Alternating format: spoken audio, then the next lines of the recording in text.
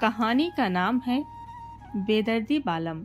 इसका 8वां भाग। उसकी आंखों के आंसुओं को भी ले आया था। अब छवि की आंखों से टप टप आंसू गिरने लगे थे और वो बिल्कुल शांत हो गई। राम, श्याम और गौरी ने जब छवि के आंसुओं को देखा तो वे तीनों घबरा गए और छवि को चुप रहने के लिए बोलने लगे। छवि के जहन में अपना बीता हुआ कल चल रहा था और उसी के साथ साथ उसकी आंखों से लगातार आंसू गिर रहे थे। जब छवि चुप नहीं हुई तो राम और श्याम भी रोने लगे। गौरी उन तीनों को देखकर हंसती हुई बोली, ये लो, रोमन पार्टी शुरू हो गई। छवि का ध्यान जब राम और श्याम पर गया तो उसने अपने आंसुओं को पोंछा और कहा, तुम दोनों क्यों रो रहे हो? श्याम, तू क्यों रो रही सा? तनी देख, मैंने भी रोना आ गया। तुम क्यों से रो रही हो? तुम्हें देखकर मुझे भी रोना आ गया। राम ने अपनी गर्दन को हाँ में हिलाते हुए कहा, और मुझे भी। राम और श्याम ज्यादा बड़े नहीं थे, बस लंबाई में दोनों छवि और गौरी से लंबे थे। ये तो भी बच्चे थे, साफ दिल और मासूमियत से भरे थे। इसलिए जब छवि के आंसू देखे तो खुद भी रो पड़े। गौरी उठी और अपने हाथों को बांधकर कहा, अब छवि ना घर से के चलानो सा, उठाओ आह ना। राम श्याम उठे और छवि के हाथों को पकड़कर उठाते हुए बोले, कितनी मोटी है तू, कम खाया करना। सब छवि को घर ले आए तो दादी जी ने छवि के पैर की मोच को ठीक कर दिया और उस पर सूती कपड़े को लपेट दिया। अब छवि चारपाई पर लेटी हुई थी। सब अपने अपने कामों में लग गए थे। छवि ने मन ही मन कहा, वहाँ क्या हो रहा होगा? क्या उसने दूसरी शादी कर ली होगी? हाँ, कर ही ली होगी। मेरा इंतजार क्यों करेगा वो? उसे तो एक वारिस चाहिए था जो उसे मेरे बाद किसी से भी मिल सकता है। छवि ने लंबी सांस लेकर अपनी आंखों को बंद कर लिया। तभी श्याम दौड़ता हुआ आया और छवि की ओर फोन बढ़ाते हुए बोला, भाई को फोन। छवि ने झट से उठकर फोन को लिया और कान के लगाकर बोली, कितने दिनों बाद फोन किया है? मुझे तो भूल ही गए होगे ना। वहाँ सब क्या चल रहा है? क्या उसने दूसरी शादी कर ली? छवि चुप होकर सामने वाली की बात सुनने लगी तो उसके चेहरे के हाव भाव बदलने लगे। जब सामने से फोन पर कोई आवाज नहीं आई तो छवि ने धीरे से कहा, मैं आ रही हूँ। तभी सामने वाले ने कहा, नहीं, वो तुम्हारे लिए ठीक नहीं है। अगर अब तुम आई तो पहले से भी ज्यादा दर्द मिलेगा। छवि, लेकिन मैं। छवि कुछ बोलने को हुई तभी सामने से फोन कट गया। छवि हेलो हेलो बोलने लगी। जब उसने देखा कि फोन कट चुका है तो उसने फिर से फोन लगाया, लेकिन अब फोन बंद आ रहा था, जिससे छवि का दिल घबराने लगा। उसने श्याम की ओर देखा, जिसकी नजर छवि पर ही थी। छवि ने श्याम को फोन देते हुए कहा, उसका फोन बंद क्यों आने लगा? फिर से कोशिश करो। श्याम ने फिर से फोन किया, लेकिन अब भी फोन बंद था। तो श्याम बोला, आज से पहला भाई को फोन बंद ना हुआ, हो सके सा बैटरी खत्म होगी हो। चिंता मत करा। छवि ने हामी भरी तो श्याम चला गया। छवि का दिल अब भी किसी अनहोनी घटना से घबरा रहा था। उसे ऐसा लग रहा था मानो आरव का अब उसके पास आ जाएगा। आरव अब उसे यहाँ से ले जाएगा। छवि अब सोचने लगी कि अगर आरव यहाँ आ गया तो वो क्या करेगी, उसका सामना कैसे करेगी। इससे अच्छा तो वो मरना पसंद करेगी।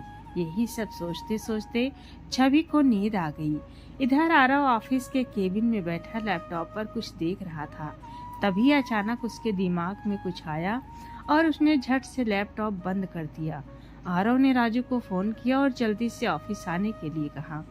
कुछ ही देर में राजू उसके सामने था।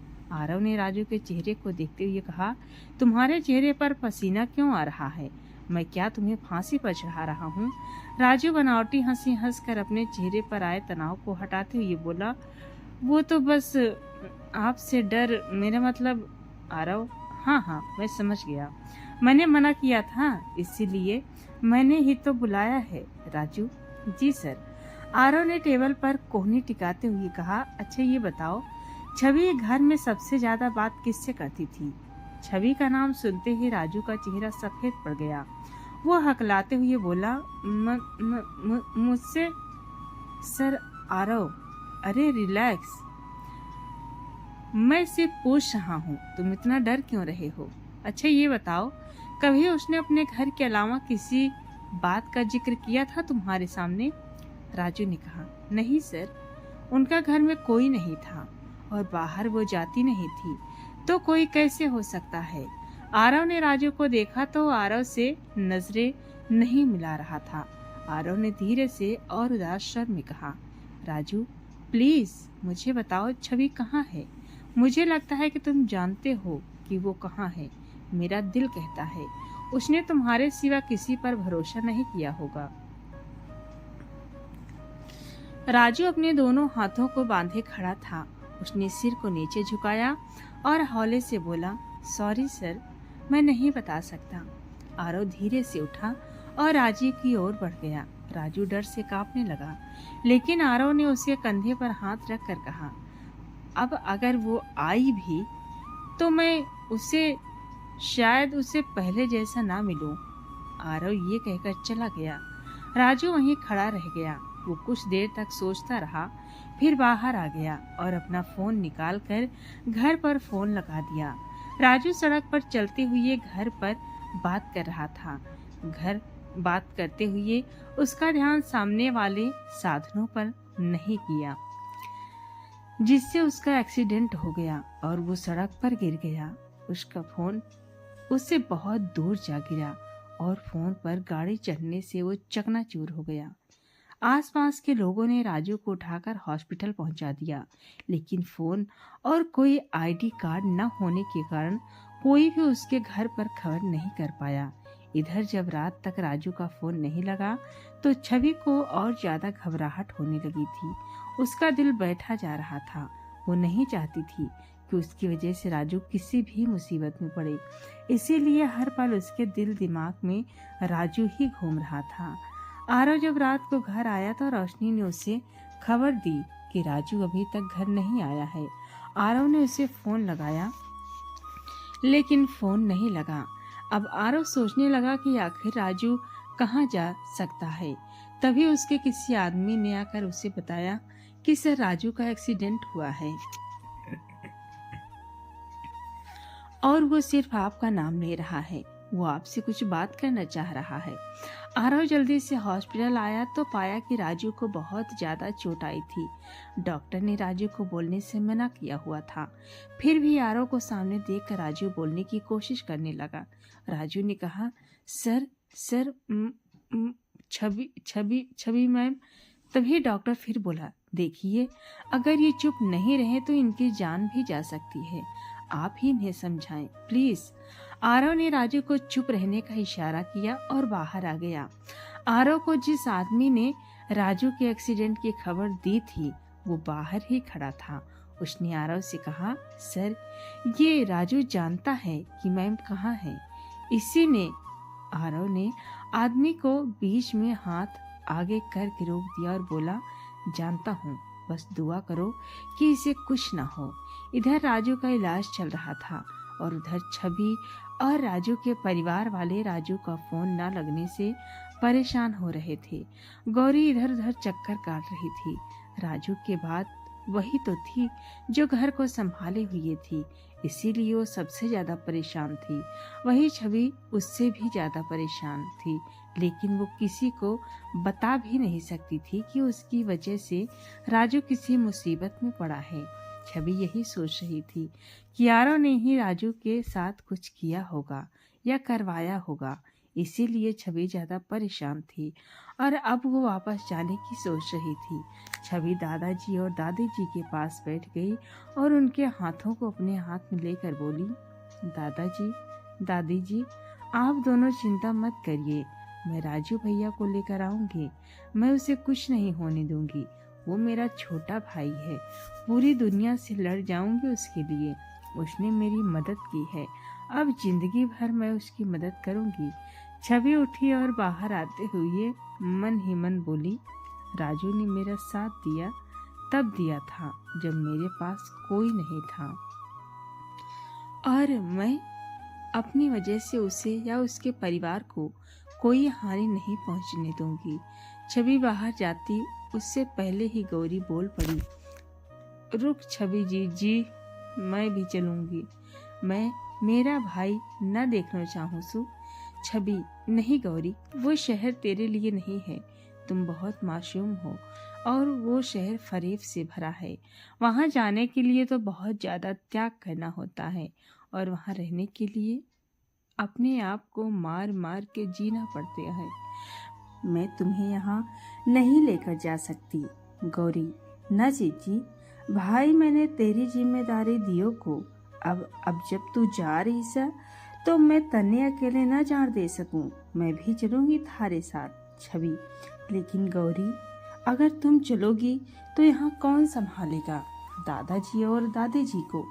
राम और श्याम एक साथ बोल पड़े, हम संभाल लेंगे जीजी। थम भाई न जैसी। अब छवि चुप हो गई क्योंकि दादा दादी भी यही चाहते थे कि गौरी भी छवि के साथ जाए, लेकिन वो दोनों लड़कियों को अकेले भेजने के लिए राजी नहीं थे।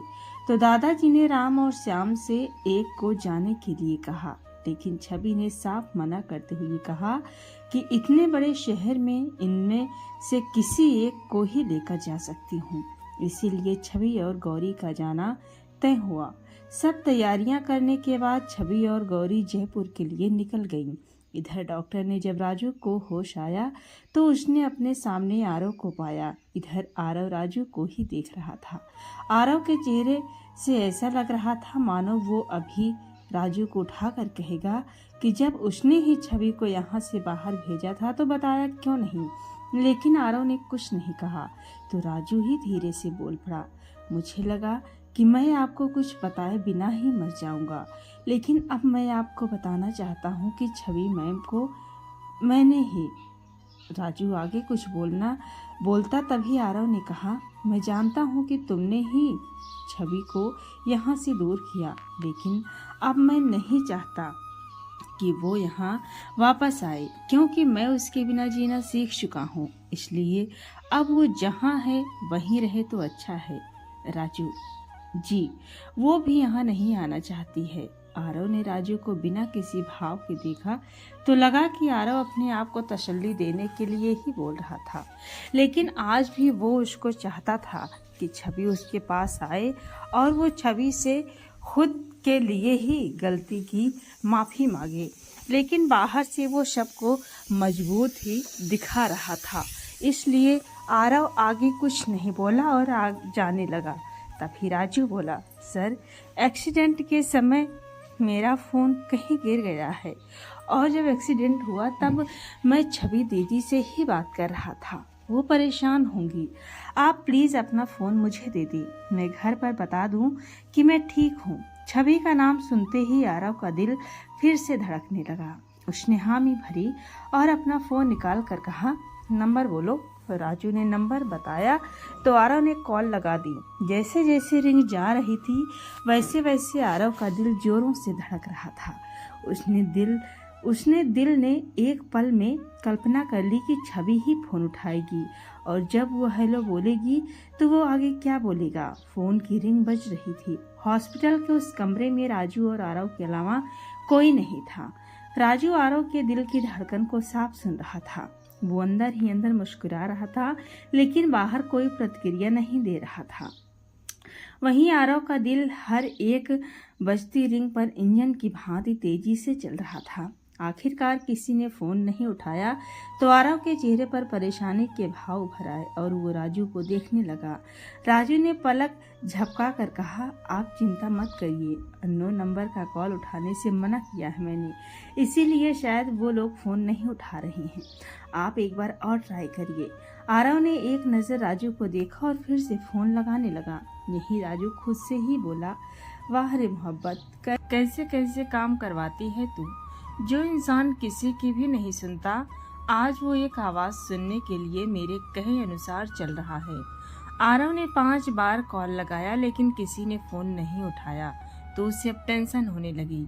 इधर राजू के घर में एक ही फोन था, वो भी सोफे पर पड़ा था और बाकी सब बाहर छवि और गौरी को भेजकर वापस आ रहे थे। दादी जी और दादाजी दोनों अपने अपने कामों में लग गए। राम ने जब फोन देखा तो उस पर 5 मिस कॉल देखकर वापस फोन करने की सोचा, लेकिन फिर रुक गया और दादाजी के पास जाकर उन्हें बताया कि किसी अनजान का फोन आया हुआ है। तभी दादाजी ने उसे फोन लगाने को कहा। राम ने फोन लगाकर उन्हें पकड़ा दिया। इधर जब फोन आया तो आरव ने झट से उठा लिया और बेसब्री से सामने वाले का इंतजार करने लगा। सभी दादाजी बोले, अरे भाई कौन धका, किसे फोन करो सा, मतलब कि कौन है, कहाँ फोन किया है।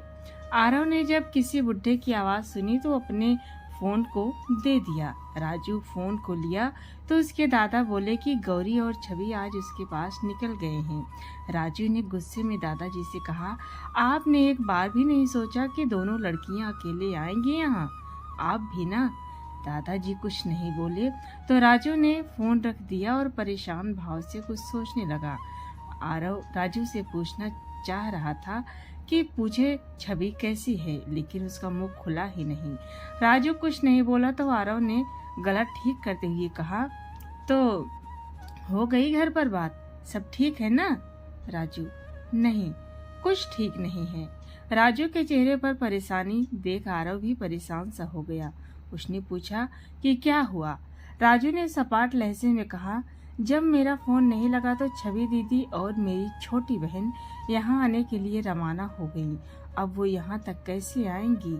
उन दोनों को तो यहाँ का कुछ अता पता भी नहीं है और ना ही उन दोनों के पास फोन है। आरव ने कहा, कोई बात नहीं, मेरे आदमी को लगा दूंगा, बता दूंगा कि वो लोग कैसे आएंगी। बस से राजू ने उदास होकर कहा, मुझे नहीं पता, मैंने तो ट्रेन में बैठाया था छवि दीदी को, लेकिन मुझे बहुत डर लग रहा है सर। दोनों लड़कियां बहुत मासूम हैं, प्लीज कुछ कर कीजिए। आरव ने राजू के कंधे पर हाथ रख कर कहा, कुछ नहीं होगा, मैं हूं ना, मैं उन्हें कुछ होने ही नहीं दूंगा। आरव और राजू को हॉस्पिटल में ही छोड़कर बाहर आ गया और अपने सभी आदमियों को फोन करके कुछ समझा दिया और ऑफिस के लिए निकल गया, क्योंकि सुबह के 8 बज चुके थे। सारी रात राजू ने ऐसे ही निकाल दी थी। आरव ऑफिस आया और वहीं पर फ्रेश होकर बैठ गया। उसके चेहरे पर एक अलग ही चमक और छवि के आने की खुशी दिखाई दे रही थी। आरव लैपटॉप लेकर बैठा, लेकिन उसका मन काम में नहीं लग रहा था। ऑफिस में लोग आने शुरू हो गए थे तो आरव ने लैपटॉप को एक ओर रखा और कल्पनाओं की दुनिया में खो गया। छवि ट्रेन से उतरी, उसके चेहरे पर चमक जग रही थी। वो आरव की ओर जैसे जैसे बढ़ रही थी वैसे वैसे आरव के दिल की धड़कन बढ़ रही थी। छवि के चेहरे को देखकर आरव के दिल में सुकून मिल रहा था। वो आरव के ठीक पास जाकर खड़ी हो गई तो आरव छवि की कमर में हाथ डालकर उसे अपने करीब करके कहा, बहुत इंतजार करवाया है तुमने, अब मैं तुम्हें खुद से दूर नहीं जाने दूंगा। सर, सर, आरव सर, एक लड़की ने आरव के कंधे को हिलाते हुए कहा। आरव अपनी कल्पनाओं की दुनिया से बाहर आया जल्दी से। उसने लड़की को एक नजर देखा जो उसे छवि दिखाई नहीं दी तो बार बार आरव पलक झपकाकर उसे दिखाते हुए बोला, कौन हो तुम? सर, मैं कल्पना, लड़की ने जवाब दिया। कल्पना। आरव ने लड़की के शब्द दोहराए। लड़की आगे बोली, जी सर, ये फाइल कंप्लीट हो गई है, आप एक बार पढ़ लीजिए, अगर कोई कमी हो तो बता दीजिए, मैं कर दूंगी। वहाँ टेबल पर रख दो, आरव ने कहा। लड़की ने फाइल रखी और चली गई तो आरव ने लंबी सांस ली और मुस्कुराकर खुद से ही बोला, ये मुझे क्या हो रहा है? छवि के आने की खुशी इतनी ज्यादा क्यों हो रही है? आरव ने अपना सिर हिलाया और फोन निकालकर टाइम देखा। 10 बज चुके थे। उसने एक फोन किया और बोला, कोई खबर? नहीं सर, सामने से जवाब आया। तो आरव ने फोन काट दिया और किसी बच्चे की तरह मुंह फुलाकर बैठ गया। आज पहली बार वो छवि के आने का इंतजार कर रहा था। इंतजार करना कितना मुश्किल है ये तो वो पिछले कुछ दिनों में ही जान पाया था, लेकिन जब कोई हमारे करीब आ रहा हो तो हर पल उसके आने का एहसास क्या होता है, आज आरव महसूस कर रहा था। इधर छवि और गौरी अभी भी बस स्टॉप पर बैठी बस के आने का इंतजार कर रही थी। तभी उन्हें पता चला कि कुछ देर में जयपुर के लिए बस जाने वाली है। तो दोनों ने एक दूसरे को देखा और पलक झपकाकर लंबी सांस लेकर खुश हो गईं। कुछ ही देर में बस आ गई और दोनों बस में चढ़ गईं। छवि ने बस में देखा तो ज्यादातर लड़के और आदमी ही दिखाई दिए। औरतें तो 2-4 ही थीं। गौरी ने छवि को 3 सीट की ओर इशारा किया, लेकिन छवि ने गर्दन हिलाकर मना किया और 2 सीट वाली की ओर इशारा करके गौरी को आगे चलने के लिए कहा। तो गौरी शीशे के पास बैठ गई और फिर छवि बैठ गई। छवि गौरी की ढाल बनकर उसे अपने साथ लेकर आई थी। वो जानती थी कि गौरी आजकल की दुनिया को नहीं जानती, इसीलिए एक बड़ी बहन की तरह वो उसकी रक्षा कर रही थी। 4 घंटे के सफर के बाद दोनों लड़कियां जयपुर पहुंच गई थी, लेकिन अभी वे बस में ही थीं। छवि भी नहीं जानती थी कि उसे कहाँ जाना चाहिए और किसकी मदद लेनी चाहिए, इसीलिए वो अंदर ही अंदर बेचैन थी।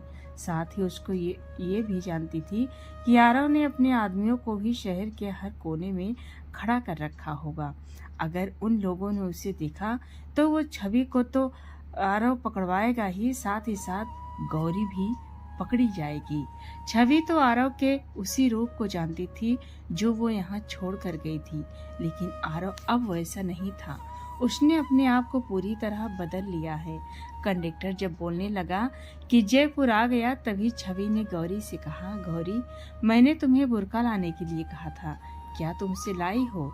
गौरी ने अपने बैग को संभाल कर कहा, हाँ जीजी, लाई सू।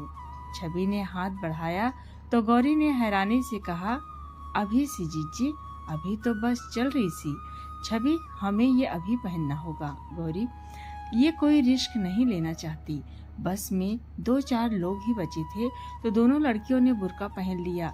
तब तक बस रुककर बंद हो गई। छवि ने गौरी का हाथ पकड़ लिया और बस से उतरी। सीधी कैंप पर लगी भीड़ को देखकर गौरी थोड़ी घबराते हुई बोली, ए जीजी, इतने लोग तुम्हारे मेले में भी ना आए, ये सब कितने जा रही सी? छवि ने चलने के लिए कहा। गौरी की कलाई अपनी ओर खींच कर कहा, गौरी, बात बाद में करना, पहले ध्यान से सुन, मेरा हाथ मत छोड़ना वरना यहाँ खो जाएगी। गौरी ने हाँ में गर्दन हिलाई तो छवि उसे लेकर चलने लगी और एक किनारे पर आकर खड़ी हो गई। अब तो छवि का दिमाग बिल्कुल खाली हो चुका था। तो अब क्या करना चाहिए और क्या नहीं, ये सोच पाना जो बहुत मुश्किल लग रहा था। तभी गौरी बोली, क्या हो गयो जीजी, तेरे घर चल। छवि ने गौरी को खाली आंखों से देखकर कहा, मेरा कोई घर नहीं है गौरी, बस ये सोच रही हूँ कि अब हमें कहाँ चलना चाहिए। गौरी हैरान होकर बोली, बर कौनी मतलब, पहला कित ये सिर्फ जीजे जीजी। छवि कुछ नहीं बोली। तभी उसे मनन याद आया तो छवि थोड़ी उत्साह के साथ बोली, मनन भाई है ना, वो हमारी मदद कर सकते हैं। छवि ने रिक्शा किया और अपने चाचा चाची के घर के बाहर थोड़ी दूर जाकर रुक गई। छवि और गौरी दोनों बुर्का पहने गली में खड़ी थी। छवि घर की ओर बढ़ रही थी। उसे घर के बाहर 2 आदमी खड़े दिखाई दिए। छवि ने अपने माथे पर हाथ रखकर कहा, उसने यहाँ भी आदमी लगा रखे हैं, अब मैं क्या करूं, किसके पास जाऊं? इस आदमी ने मेरा जीना हराम करके रखा है। पिछले दिनों में छवि ने खुशी के पल जिए, जिससे वो बोलना तो सीख ही गई थी। इसीलिए छवि ने गौरी को कुछ समझाया और दोनों लड़कियां घर के बाहर खड़े आदमियों की ओर बढ़ गई। इधर आरव ऑफिस में खाली बैठा था। वो सोच रहा था कि छवि के मिलने की खबर आए और वो यहाँ से रवाना हो, लेकिन जब कोई फोन नहीं आया तो वो गाड़ी लेकर सड़क पर निकल गया और खुद छवि को ढूंढने चल दिया। आरव ने सब आदमियों को फोन कर लिया था, लेकिन छवि की कोई खबर नहीं थी, इसलिए वो उदासी और गुस्से में भरने लगा था। लेकिन वो कर भी क्या सकता था। तभी मनन की कॉल आई। मनन भी लगातार आरव के कांटेक्ट में था। जब से उससे पता चला था कि छवि आ रही है, तब से वो आरव को फोन कर रहा था। आरव अब इरिटेट हो चुका था, इसीलिए अब उसने किसी का भी फोन नहीं उठाया और गुस्से में सड़कों पर गाड़ी चलाते हुए हर एक लड़की को चेहरा देखने लगा। जब आरव ने फोन नहीं उठाया तो मनन को भी गुस्सा आ गया और वो घर से बाहर आ गया। घर के बाहर खड़े आदमियों का मनन गुस्सा होते हुए बोला, तुम लोगों से कुछ होता है या नहीं? यहाँ खड़े बातें बना रहे हो, जाकर कुछ किया करो। मेरे घर के बाहर मत खड़े रहा करो, जाओ यहाँ से। मनन के कहने पर दोनों आदमी वहां से चले गए, क्योंकि आरव ने उन्हें मनन के कहे अनुसार ही चलने को कहा था। छवि ने आदमियों को चकमा देकर अंदर जाने का प्लान बनाया था, लेकिन मनन ने उसकी ये मदद कर दी। लेकिन जब मनन बाइक लेकर निकलने लगा तो छवि ने जल्दी से कहा, नहीं नहीं भाई, प्लीज मत जाओ। मनन बाइक लेकर आगे बढ़ा ही था कि गौरी ने एक पत्थर उठाया और मनन पर निशाना साध कर उसकी पीठ पर मार दिया, जिससे मनन रुक गया और पीछे देखने लगा। जैसे ही मनन ने पीछे देखा, दोनों लड़कियां भागकर घर के अंदर की ओर चली गई। जब मनन ने किसी अनजान को घर के अंदर जाते देखा तो उसे याद आया कि आरव के आदमी जा चुके थे, इसलिए मनन को ही वापस आना पड़ा।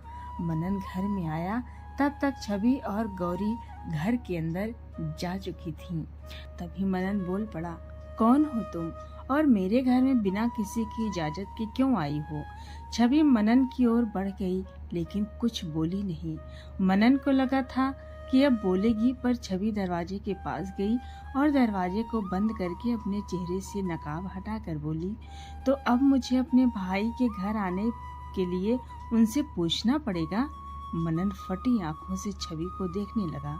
यकीन नहीं हो रहा था कि छवि उसकी आंखों के सामने खड़ी है। वो अपनी बहन के लिए आरव पर आश्रित था, लेकिन उसकी बहन अब उसके सामने भी। मनन की आंखों में आंसू आ गए, लेकिन छवि की आंखों में कोई आंसू नहीं थे। गौरी ने भी अपना नकाब हटा दिया। छवि और मनन कुछ ही दूरी पर थे, लेकिन यकीन नहीं हुआ कि वो अपनी बहन को कुछ कह सके। वो अपने आप को छवि का गुनाहगार समझकर मनन ने हाथ जोड़ लिए और घुटनों के बल बैठ गया। वो रोते हुए बोला, मुझे माफ कर देना मेरी बहन, मैं तेरी रक्षा नहीं कर पाया, मैं तुम्हें बचा नहीं पाया इस दुनिया से। जब छवि ने मनन को ऐसे देखा तो हैरानगी से मनन को देखने लगी। उसको समझ नहीं आया कि मनन किस बात की माफी मांग रहा है। ये नहीं जानती थी कि मनन के साथ सभी को पता चल चुका है कि उसके साथ क्या हुआ। छवि मनन के पास आकर बोली, किस बात की माफी मांग रहे भाई आप? मनन आंसू भरी आंखों से छवि को देखता ही रह गया। आज भी यही मासूम चेहरे की मासूमियत को देखा तो वो समझ गया कि छवि नहीं जानती कि उसका अतीत कोई जान चुका है। इसलिए मनन ने आंसू पोंछे और उठ गया। फिर छवि के सिर पर चपत लगाते हुए बोला, कहाँ चली गई थी तू? तुझे पता है कितना ढूंढा है मैंने और आरव ने तुझे। छवि इस वक्त किसी के बारे में ना सोचकर राजू के बारे में ही सोच रही थी, इसलिए उसने मनन की बात पर ध्यान ही नहीं दिया। जल्दी से बोली, भाई मेरी बात सुनो, ये गौरी है। छवि ने गौरी की ओर इशारा करके कहा तो मनन ने कहकर गौरी को देखा। छवि, इसका भाई राजू आरव पंडित के यहाँ काम करता है। राजू की मदद से ही मैं यहाँ से चली गई थी, लेकिन कल से राजू का फोन बंद आ रहा है। मेरे जाने के बाद कल ही उसने फोन किया था और कल से उससे बात नहीं हो पाई है। आप प्लीज मुझे राजू के बारे में पता करके बता दो। मैं नहीं चाहती राजू को कुछ भी हो। अगर राजू को कुछ हो गया तो मैं अपने आप को कभी माफ नहीं कर पाऊंगी। मनन ने छवि के सिर पर हाथ रखकर कहा, तू चिंता मत कर, राजू को कुछ नहीं हुआ है, वो बिल्कुल ठीक है। अब बस उसका छोटा सा एक्सीडेंट हो गया था और उसका फोन टूट गया था, लेकिन आरव ने उसका इलाज करवा दिया है। अब वो ठीक है, हॉस्पिटल में है। एक्सीडेंट का नाम सुनते ही दोनों लड़कियां एक साथ बोल पड़ी, हमें राजू के पास ले चलो। मनन ने हामी भरी, फिर बोला, ले चलूंगा, पहले तुम दोनों थोड़ा आराम कर लो। पता नहीं कहाँ से तो आई हो, कितनी थकान लग रही है दोनों के चेहरे पर। मैं तुम्हारे लिए कुछ खाने के लिए लेकर आता हूँ, तब तक तुम लोग बैठो। छवि ने ना में सर हिलाया तो मनन फिर बोला, राजू ठीक है, उसकी चिंता मत करो, बैठो तुम दोनों, मैं अभी आता हूँ। आरव को भी बता देता हूँ कि तुम आ गई हो। आरव का नाम सुनते ही छवि नहीं नहीं बोल पड़ी, उसे ना बताओ तो ही अच्छा है। मैं नहीं चाहती मैं फिर से उसकी जिंदगी में जाकर उसकी जिंदगी को खराब करूं। अपनी जिंदगी में खुश होगा तो उसे खुश रहने दो। और मुझे तो लगता है राजू के साथ उसी ने करवाया होगा ये, मुझसे बदला लेने के लिए। छवि एक साथ क्या बोल गई तो मनन मुस्कुरा कर और फोन को वापस रखते हुए बोला, ठीक है, नहीं बताता हूँ, लेकिन मेरी बात सुनो, वो तुम्हारे बिना बिल्कुल भी खुश नहीं है। छवि ने मनन की बात बीच में काटते हुए कहा, अब मुझे फर्क नहीं पड़ता भाई, मैंने इतने दिनों खुलकर जीना सीखा है। राजू को सही सलामत पाकर मैं गौरी के साथ वापस गांव चली जाऊंगी। मनन छवि से बहस नहीं करना चाहता था, इसलिए वो बाहर चला गया तो छवि ने गौरी को बैठने के लिए कहा और खुद किचन में पानी लेने चली गई। गौरी चुपचाप दोनों भाई बहनों की बात सुन रही थी। इन दोनों की बातचीत से गौरी को इतना समझ में आ गया था कि आरव नाम का एक प्राणी है जिससे छवि बहुत नफरत करती है और उस आदमी ने भी राजू को नुकसान पहुंचाया है। इसीलिए गौरी ने आरव नाम के राक्षस की इमेज अपने माइंड में बना ली कि जब भी वो सामने आएगा वो छवि को उससे बचाएगी। छवि ने गौरी को पानी दिया। दोनों लड़कियां फ्रेश होकर मनन का इंतजार करने लगी। गौरी छवि के भाई मनन के मिलने से संतुष्ट हो चुकी थी कि जैसा मनन ने कहा था कि राजू ठीक है तो ठीक ही होगा। नहीं, छवि फिर भी घबरा रही थी। यो सोच रही थी कि कहीं आरव राजू को फिर से कोई नुकसान न पहुंचा दे। मनन की बातों का छवि पर कोई असर नहीं हुआ। उसे अभी भी आरव का वो रूप ही याद था, इसीलिए वो आरव पर थोड़ा सा भी विश्वास नहीं कर सकती थी। मनन भोजन लाया तो दोनों लड़कियों ने मनन के साथ खाना खाया और छवि ने मनन को राजू के पास चलने के लिए कहा। मनन, राजू तुम्हें राजू से मिलने की इतनी जल्दी क्यों है? मुझ पर भरोसा नहीं है क्या? मैं झूठ बोल रहा हूँ? छवि आप पर भरोसा है भाई, लेकिन आरव पंडित पर नहीं। अगर उसे भनक भी लगी कि मुझे यहाँ से दूर भेजने में राजू ने मेरा साथ दिया है तो पता नहीं वो राजू के साथ क्या क्या करेगा। इसीलिए मुझे राजू को बचाना है। मनन छवि को बहुत कुछ समझाना चाहता था, लेकिन छवि कुछ भी समझने को तैयार नहीं थी। इसीलिए मनन उन्हें लेकर हॉस्पिटल आ गया। हॉस्पिटल के बाहर पहुंचते ही छवि की नज़र दो आदमियों पर पड़ी, जिससे वो समझ गई कि उसे आने की खबर अब तक आरव के पास पहुंच गई होगी। इसीलिए उसने अपने आप को मजबूत किया और गौरी को लेकर आगे बढ़ गई। इधर आरव आशाहीन नजरों से सड़क पर गाड़ी दोहरा रहा था। तभी उसका फोन बजा। आरव फोन नहीं उठाना चाहता था, क्योंकि जब भी उसने फोन उठाया था दूसरी तरफ से छवि के ना मिलने की ही खबर पाई थी। इसलिए उसने खिन्न भाव से फोन को देखा और अपनी नजरों को फेर लिया। फोन बार बार बजकर बंद हो गया। तभी एक मैसेज आया, जिससे आरव की नजर अचानक स्क्रीन पर चली गई। स्क्रीन पर मैसेज में लिखा था, सर, मैम हॉस्पिटल आई हैं, प्लीज फोन उठाइए। आरव ने उड़ती सी नजर में मैसेज पढ़ा, लेकिन उसके दिल की धड़कन बढ़ चुकी थी। उसने अचानक से गाड़ी के ब्रेक लगा दिए। आरव फोन को ही देख रहा था। आरव का मन किया कि फोन को उठाकर देखे कि जो मैसेज उसने उड़ती नजर से देखा है वो सच है या उसका वहम है। आरव की हिम्मत नहीं हो रही थी कि वो फोन को उठाए। उसे डर था कि अगर कोई मैसेज ना आया होगा तो कहीं फिर उसका दिल टूट गया तो। एक बार फिर से वो टूटना नहीं चाहता था, इसीलिए उसके हाथ कांपने लगे थे। गाड़ी को अचानक से बीच सड़क पर रोकने से हॉर्न की तेज आवाज आरव के कानों में पड़ रही थी, लेकिन उसकी नजर सिर्फ फोन पर थी। वो हिम्मत कर रहा था फोन को उठाने की।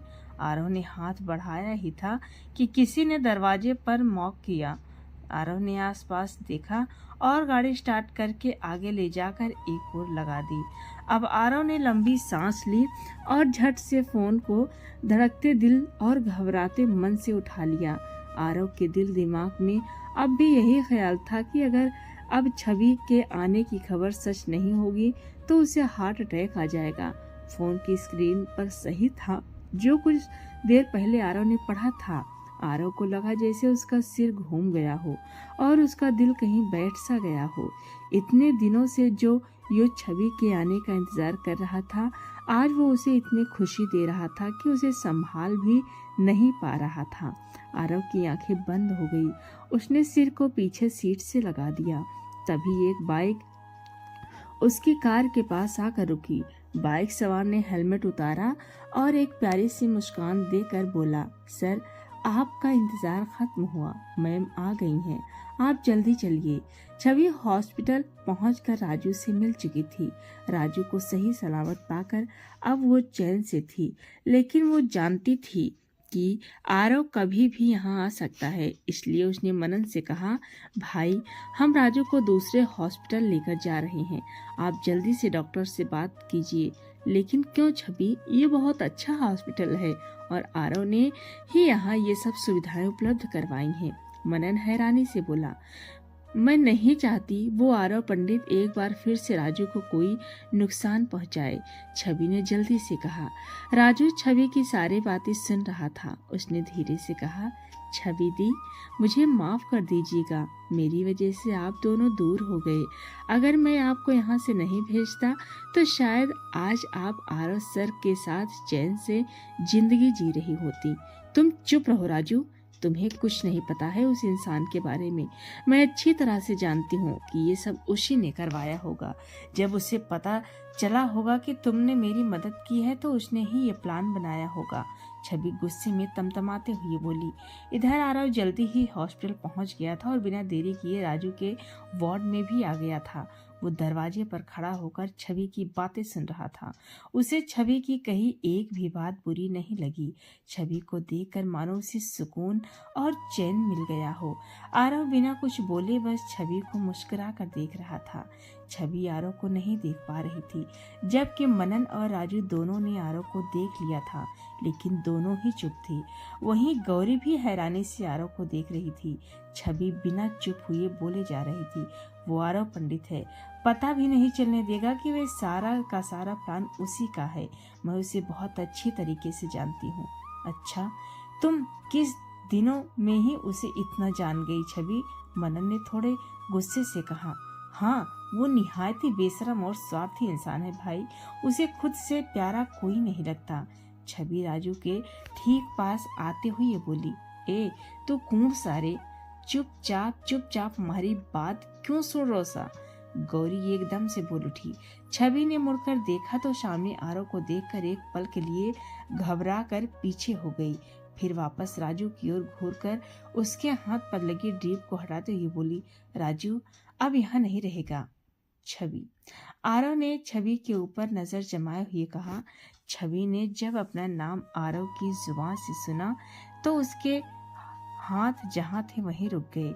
एक वक्त था जब छवि खुद चाहती थी कि आरव उसका नाम ले और वो उसे सुने, लेकिन आज जब छवि को आरव की आवाज में सिर्फ जहर घुला हुआ महसूस हो रहा था। छवि राजू के हाथ की ड्रिप हटाना चाही तो मनन ने आगे बढ़कर छवि को रोकते हुए कहा, छवि तुम्हें आरव से बात करनी चाहिए, जाओ बात करो उनसे।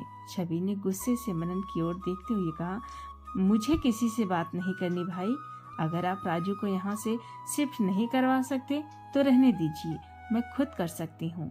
छवि तुम ऐसे कब से? मेरा मतलब पहले तो कभी गुस्से से बात नहीं की तुमने। मनन बहुत ज्यादा हैरान था। वहीं आरव भी छवि के बेबाक अंदाज में बोलने से हैरान था। जो छवि कभी अपने हक के लिए नहीं बोली, आज वो बिना डरे सबके सामने बोल रही है। क्यों भाई, नहीं बोलना चाहिए मुझे?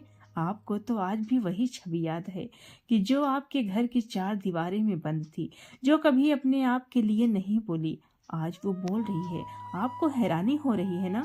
तो सुनो, छवि ने राजू की ओर इशारा करके कहा, ये वो इंसान है जो उस वक्त मेरे साथ था जब आप नहीं थे।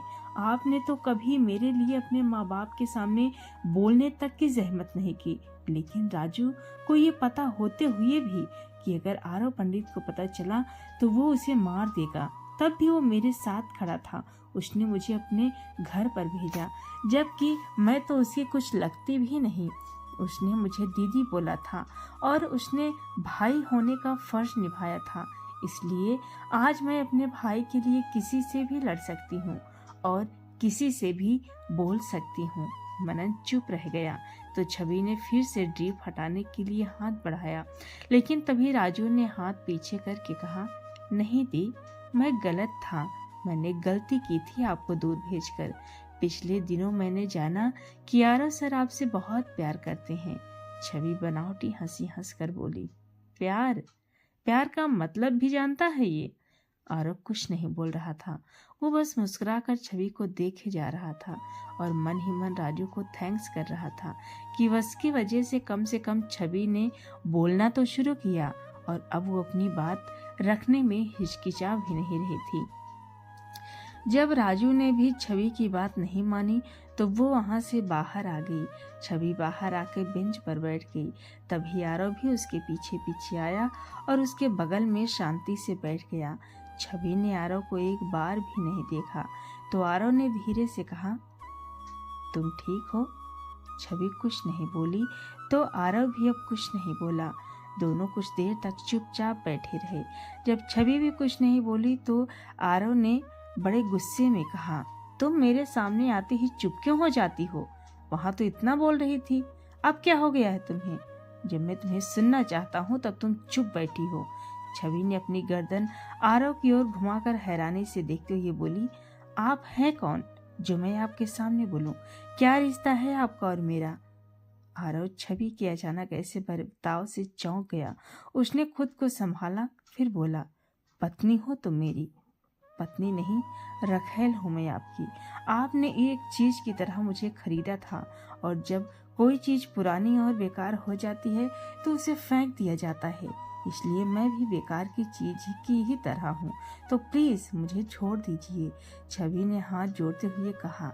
आरव ने छवि के हाथ पकड़कर कहा, ऐसा मत बोलो छवि, मैं तुमसे प्यार करने लगा हूँ। मैं अब से तुम्हें परेशान नहीं करूँगा। छवि ने झट से अपने हाथ छुड़ा लिए और उठकर आरव को देखे बिना ही बोली, मैं अब किसी से कोई हमदर्दी नहीं रखती।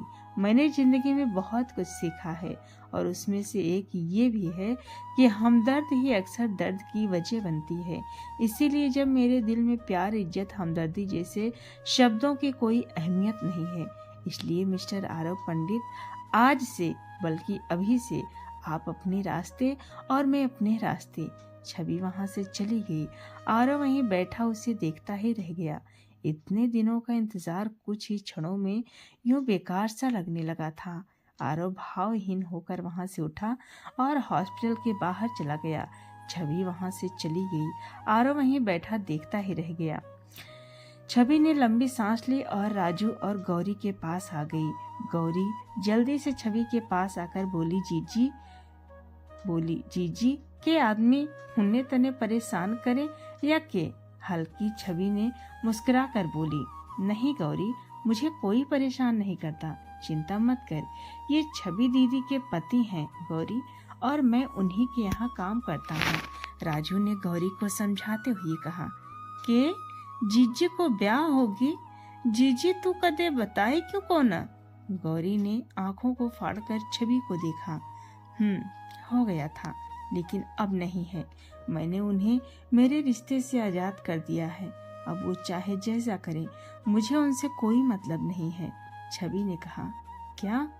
आरव और मनन दोनों एक साथ बोल पड़े, क्योंकि दोनों ने ही मनन को छवि के लिए घुटते हुए देखा था। मनन को लगा था कि छवि के आने से सब ठीक हो जाएगा, लेकिन वो ये नहीं जानता था कि अब वो आएगी, यो छवि नहीं बल्कि बदली हुई छवि आएगी। मनन ने लंबी सांस ली और वहां से बाहर जाने लगी। तभी छवि बोल पड़ी, मनन भाई, क्या मैं और गौरी कुछ दिनों के लिए आपके साथ रह सकते हैं? राजू ठीक हो जाए फिर हम दोनों वापस गांव चले जाएंगे। मनन ने उदास स्वर में कहा और बाहर चला गया। छवि और गौरी से बात करने लगी। वहीं राजू के चेहरे पर पछतावे के भाव भर आए थे। वो इन सब के लिए खुद को दोषी मान बैठा था। इसीलिए उसने मन ही मन में कहा, ये मैंने क्या कर दिया, अब पता नहीं क्या होगा। इधर आरव हॉस्पिटल के बाहर ही कार में उदास सा बैठा था। इतना उदास तो वो कभी हुआ ही नहीं था। जब छवि नहीं थी तब भी उसको छवि के आने की आस थी, लेकिन आज तो पूरी तरह टूट गया है।